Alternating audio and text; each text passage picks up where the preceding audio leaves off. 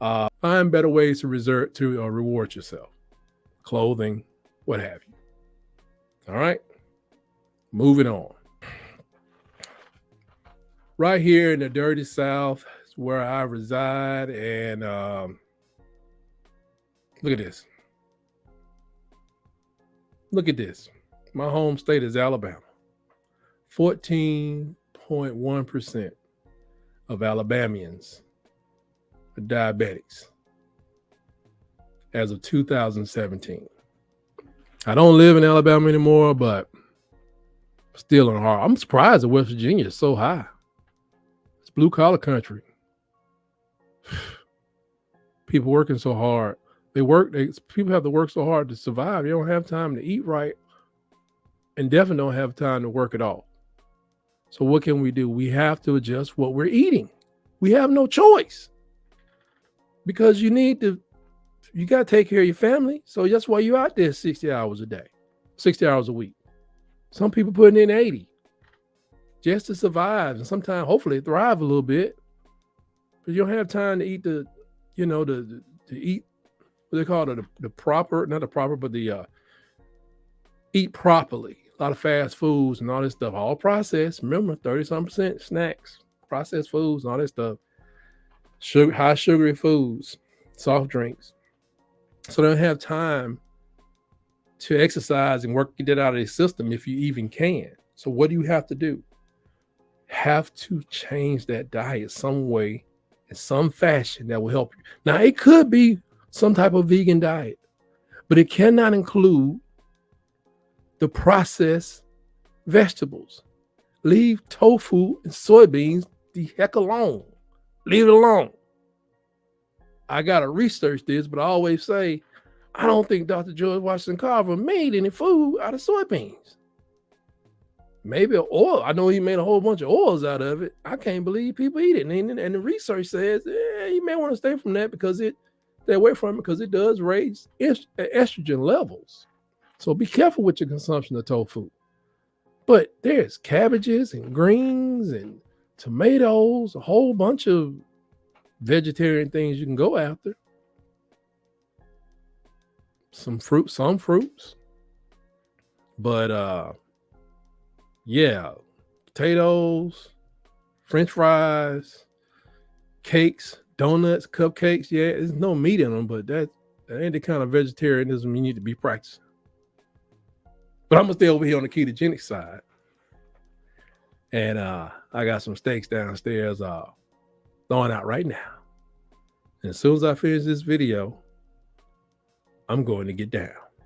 Because I want to make the state I live in a better place. Or just the house I live in, then the city, then the county, the state, and then we change the South, then we can change the country. Huh? Can't have 40% of us need to be on some kind of medication. That's crazy. Sounds like a national health emergency, but hey, I'm no politician. This is just saying, the reason I'm looking at this is because diabetes is coming. It's a big bully. Just like a lot of other things, it's coming. And it's coming for our kids. Look at this. Look at the growth since 1971 of diabetes in 2-year-olds. Less than 5% in 71, around 12% in 2009. And like I said, I'm just pulling up some stuff that was easily accessible. I know I can dig into the CDC and find some other stuff. I got a lot of this stuff from Statistica and other places. This is as of 2009. You know that number is up higher because it shows that it's supposed to be going up higher. We have to stop this. Everything was around 5% of our kids having diabetes, type 2 diabetes now, that's a distinction. Type 2 diabetes in 1971 through 74. Now we've almost tripled the numbers in no time flat. Where is it going to be in 2030? It's coming for the kids. And this is a breakdown demographically, how the American Indians highly impacted, Pacific Islanders, Hispanic. And a lot of that has to do with the cultural diets and stuff that people are into.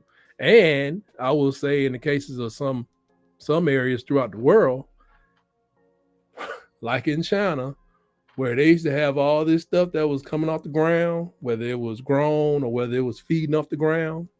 And now they got KFC and McDonald's, and their world is changing.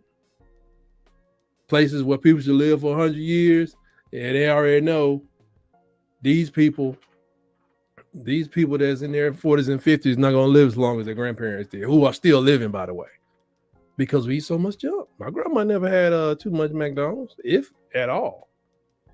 She passed away, but she was 91 a long time ago.